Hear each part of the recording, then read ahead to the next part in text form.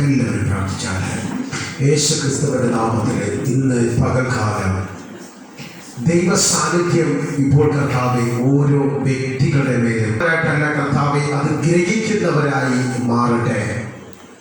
പരിശുദ്ധ ആത്മാവേ, ഇവരുടെ ഹൃദയത്തിനകത്ത് കർത്താവെ ശൂന്യമായി കിടക്കുന്ന ചില ഹൃദയങ്ങൾക്കകത്ത് കർത്താവെ, തരിശായി കിടക്കുന്ന ചില ഹൃദയങ്ങൾക്കകത്ത് കർത്താവെ, വചനത്തിന്റെ വിത്ത് വീണ് കർത്താവെ അത് മുളയ്ക്കുവാൻ, അത് പൊടിച്ച് അത് കർത്താവെ വളർന്നു വരുവാൻ, അത് ദൈവത്തിന് വേണ്ടി കർത്താവെ ഗുണമുള്ളതായി മാറുവാൻ ഇന്ന് പകൽ സമയത്തിൽ ദൈവം ഒരു അത്ഭുതത്തെ അവിടെ പ്രവർത്തിക്കണം.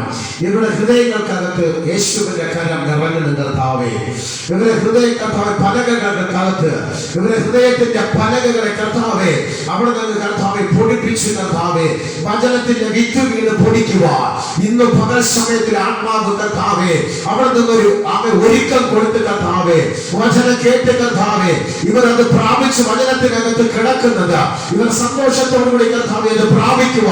ഇന്ന് പകൽ സമയം യേശുവിന്റെ കര ഇവിടെ ജ്വലിക്കട്ടെ കർത്താവെ. അഭിഷേകത്തിന്റെ സാന്നിധ്യം ഇന്ന് പകൽ സമയത്തിനകത്ത് ഇറങ്ങി വരട്ടെ കർത്താവെ. യേശുവിന്റെ നാമത്തിൽ ഇന്ന് പകൽ സമയത്ത് സംഭവിക്കട്ടെ. സ്വർഗത്തിലെ കർത്താവിന്റെ കരം കൂടെ ഇരിക്കുക.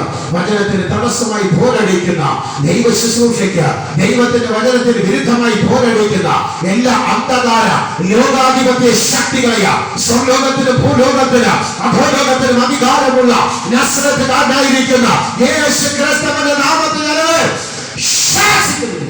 അതിന്റെ വിജയമെടുക്കുന്ന കർത്താവേ, ശത്രുവിന് അധികാരമില്ല.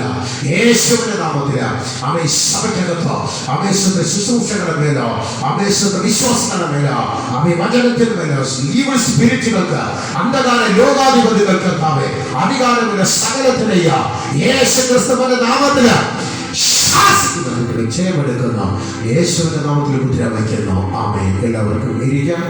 ഒന്ന് ഹല്ലേലൂയ പറഞ്ഞാട്ടെ. Hallelujah, hallelujah. നമ്മുടെ വാക്യത്തെ വചനം നമുക്ക് എടുത്ത് വായിക്കാം.